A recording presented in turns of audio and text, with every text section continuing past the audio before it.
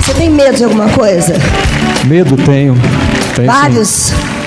Tem alguns, eu tenho medo de altura. A gente estava conversando agora medo de aqui, altura? coincidentemente, já tenho morro de medo de altura.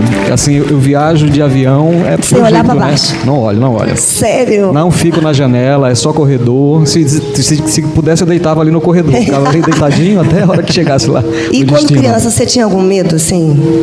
Eu tinha muito medo de grilo quando era criança. Grilo. Morria de pavor de grilo. Assim, eu achava que o grilo ia me comer, ia me assustar, ia me ferrar. Morria de medo. Na hora que eu olhava um grilo, tipo assim, 6 horas da tarde, eu olhava um grilo na calçada, em casa, eu já ia dormir, me enrolava todinho, ponto pé a cabeça, morrendo de medo. E você, Mamal? Oi, Paulinho, olha, eu sempre fui muito medroso, viu? Desde criança, não andava de jet ski, não andava de lancha, não andava de nada, viu? Maurício, ele tem medo de tudo mesmo. Medo de tudo, de altura principalmente. Altura, uma vez eu lembro que eu fui com a Tati, ela foi fazer umas fotos, ela subiu no último andar de um heliponto e eu fui agachado, me agachando, porque eu tenho medo demais. Você ia lá de 4? Eu ia de 4, só assim, gatinhando, bebezinho. Medo de animais, medo barata. de animais, não, barata não. Eu sempre tive muito medo de rato, que eu tenho até hoje. Não posso ver um rato que até me arrepiei aqui. Mas você é aquele tipo que entra em pânico, assim, quando vê a barata? Entra em pânico. Quando eu vejo... Não, a barata não, o rato. Se eu ver um rato, só te falei, eu fiquei até arrepiado. Barata sou eu. Barata sou eu, gente. Tibete também tem medo de barata. Um dia desse eu vi ele correndo aqui na difusora. Rapaz, o que esse senhor está correndo desse jeito? Era uma barata. A única coisa que eu tinha medo, até hoje eu venci. Qual foi? Eu tinha medo, eu venci hoje. Eu tinha medo de ficar sem microfone no palco. Eu não saí muito bem, viu? Pra quem tinha medo. Tô brincando, gente. É sério. Medo. Chibé, você. Fala a verdade. Tem algum medinho? Esse coraçãozinho, tem? De altura. Também, gente. Todo mundo tem medo de altura. Quem mais tem medo de altura aqui? Muita gente tem medo de altura? Tem medo de altura, Louro Pop. Também? Olha, gente, esse é o tema do nosso programa de hoje. É medo. Aí em casa, alguém já sentiu medo? Claro, né? Acho que todo mundo já teve essa sensação. Aliás, no mundo de hoje, há razões de sobra pra gente ter medo. Roda. Vamos ver.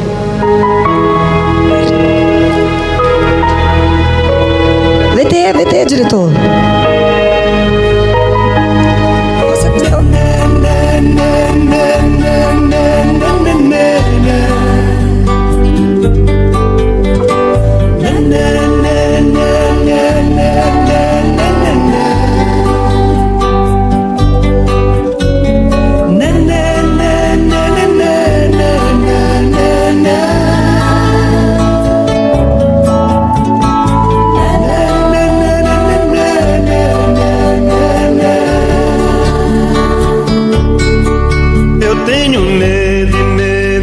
Por fora, medo anda por dentro do teu coração.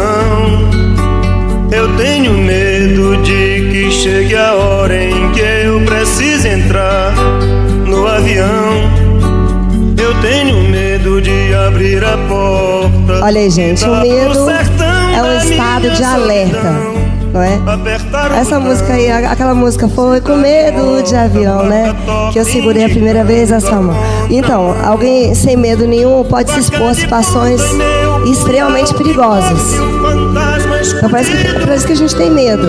É uma coisa para proteger até a gente, para proteger até a nossa vida.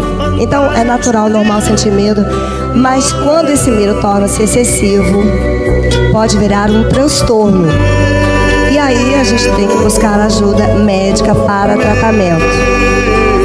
Afinal, minha gente, medo e felicidade não podem ocupar o mesmo espaço.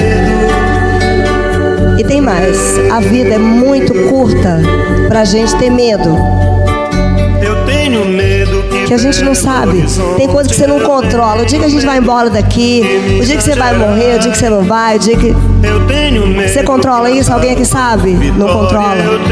Então aquilo que a gente não controla, a gente tem que confiar, soltar as mãos e viver uma vida livre. Sobre esse assunto, vamos conversar agora com a psicóloga Evelyn Lindholm. Seja bem-vinda. Entra, Evelyn. Tudo bem? Tudo ótimo. Assunto interessantíssimo esse, né? Muito Falar de medo no sábado. Não é? Tem gente que tem medo de tudo, né? De tudo. Sair de público, casa, sair de casa. De manhã, falar em público. Tá aqui no teu programa. Sim. Bem-vindo. Né? Obrigada. Então, gente, o medo é uma coisa que eu acho que impede. Pode chegar aqui, Evelyn, pode chegar. Pra gente falar sobre esse assunto que é muito interessante. E eu acho que congela muito as pessoas. Sim, com o certeza. medo. E impede a pessoa de viver. Ah, vamos para não sei aonde. Ah, não vou. Aí arruma uma desculpa para não ir. No fundo, tá com medo. Tá com medo. Ou daquela situação, ou do barco, ou do avião. Ou tá com medo da exposição. Com medo de muita gente. Medo de lidar com pessoas. Então. O medo de sair de casa. Isso. Medo de certos animais, de certas situações. Pegar um avião, por exemplo, como tu estavas falando, é muito comum. Todo mundo tem medo? Tem. De alguma coisa tem. Em algum nível tem. Né? Nós temos filhos, então a gente sempre tem medo que nossos filhos se machuquem, se percam, né? Desapareçam. A gente tem esses medos. Mas isso não quer dizer que a gente vai trancá-los em casa, trancafiá-los. Então, assim, o medo tem que ter um limite. Né? Ele tem que ter uma representação de cuidado, né? De zelo, mas ele tem que ter também um limite. Essa é a questão, né? A partir do momento que o medo é algo paralisante, já não é saudável. É hora de cuidar. É hora de verificar o que está acontecendo. E como cuidar? Como é que a pessoa identifica que é uma patologia já? Por exemplo, um medo de barata, um medo de aranha. É uma coisa natural, que as pessoas têm um pouco de repulsa, né? Algumas pessoas têm nojo, né? Mas como que você identifica que já é uma patologia? Fobia é caracterizada pelo exagero desse medo. Não é mais, eu olhei uma aranha e eu tive medo. Ok, eu tenho receio daquele animal, eu acho que pode ser venenoso, eu acho que pode me fazer mal. Pode acontecer? Pode. Mas vamos pensar em outra perspectiva. Eu olhei uma aranha e essa aranha, eu imediatamente saio correndo, eu saio gritando, eu saio de casa, eu só volto para casa se alguém me disser com certeza que a aranha saiu de lá, que matou a aranha. Aí já é fobia. Sim. Você acha que né? todos os medos vêm de um trauma ou tem coisas que a gente não explica? Não necessariamente. Eu tenho pacientes, por exemplo, com quem eu trabalho fobia e que eles nunca tiveram nenhum trauma significativo em relação a algo. Né? Por exemplo, eu tinha uma paciente que ela tinha medo de dirigir. Ela nunca sofreu um acidente de carro, ninguém que ela conhecia sofreu um acidente de carro, ela não se impressionou com uma matéria e por isso parou de... Não, ela nunca teve nenhuma experiência negativa, no entanto, ela tinha uma representação. O dirigir para ela representava algo para ela que fazia com que ela sentisse medo. Então, Evelyn, o mais importante é a gente trazer hoje para o pessoal de casa, para quem está assistindo a gente, essa possibilidade de você se libertar. Como eu falei no começo, eu acho a vida da gente tão pequena, tão curta, tão passageira. Certamente. E muitas pessoas perdem muito tempo de suas vidas, deixam de viver, de aproveitar por conta do medo. Com certeza. A terapia para a cura desses medos. Ela faz o controle, porque na verdade o que a gente trabalha, como é que eu trabalho um medo de um paciente? Eu tento primeiro identificar o que causou aquele medo dele, o que significa aquilo pelo qual ele tem medo, porque a questão do medo, principalmente quando ele é fóbico, não é o medo em si, mas o que aquilo representa para aquele indivíduo e é aquilo que traz para ele a perspectiva de medo. É a representação. A barata não é simplesmente um insetozinho pequenininho, minúsculo. Não, a barata tem um significado. E ela fica para aquela pessoa. No quarto. Fica imensa, ela fica maior que tudo, né, gente? Quando tem uma baratinha no quarto, não entra ali. Exato. Fica enorme. Fica enorme, porque é o significado que tu deu para ela. Exatamente. É esse significado que a gente trabalha, é esse significado que a gente controla. Porque o medo é algo controlável e contornável. Isso Sim. não quer dizer que ela vai ser amiga de barata, criar barata em casa agora. Não é isso, né? Sim. Mas a gente distancia ela daquele significado que ela estava dando para o objeto que causava medo. E agora vamos falar dos medos do convívio humano. Né? O que você acha que assusta mais? Qual o medo mais comum que as pessoas têm? Eu tenho muitos pacientes com agorafobia. Agorafobia é o medo de qualquer situação em que eu tenha, por exemplo, eu marquei de encontrar com alguém. Isso vai me dar um medo extremo. extremo. Eu vou comer num restaurante, isso me dá um medo extremo. Eu preciso falar com alguém em público, isso vai me dar um medo extremo. A agorafobia nada mais é do que o medo das ocorrências. Não é uma ansiedade das também, interações. É uma ansiedade imensa, porque na verdade a agorafobia é o acúmulo dessas ansiedades. A pessoa já vem com um acúmulo, já vem com aquela sensação de, será que eu vou me sair bem? Aí vai andar no corredor, gente, eu não posso cair nesse corredor, o que vai acontecer? Como é que eu vou comer, né? Eu vou... Isso. Tem gente que chega no restaurante comendo, tem gente que está me olhando, eu não quero que me olhem. Então, assim, tem muito esse repertório. A agorafobia é esse medo, é como se fosse o medo do agora, né? Da sensação vivida, do momento presente. Então, gente, essa conversa é para você que está aí assistindo o nosso programa. Não sei porque essa semana eu disse assim, gente, eu quero muito falar sobre esse assunto, sobre esse tema do medo, que coisas que a gente não controla, né? Sim. A gente precisa confiar na vida. Precisa. Se permitir, deixar vir. E normalmente o medo ele é sempre maior quando a gente enfrenta. Poxa vida, não foi tão ruim assim, não foi tão difícil, né? O enfrentamento é o primeiro conselho que a gente dá, né? Começar a enfrentar esse medo. Quando eu vou trabalhar, por exemplo, usei hipnoterapia para trabalhar a questão do medo de avião de um paciente que eu tinha. De onde surgiu esse medo, né? O que veio com isso? Aí a gente deixa ele no estado de relaxamento, faz ele imaginar que ele está vivendo aquela experiência com calma, com tranquilidade. Vem tudo, né? Vem a sudorese, vem nervoso. Vem a sudorese, vem... Eu já tive pacientes em síndrome de pânico dentro do consultório, né? A gente traz para ele, só de às vezes perguntar para o paciente, vamos lá, qual foi a última vez que tu sentiu medo? Como é que tu se sentiu? Onde tu estava? Bom você falar. A pessoa tem uma crise de pânico ali. E aí eu ensino para ele nesse exato momento como controlar.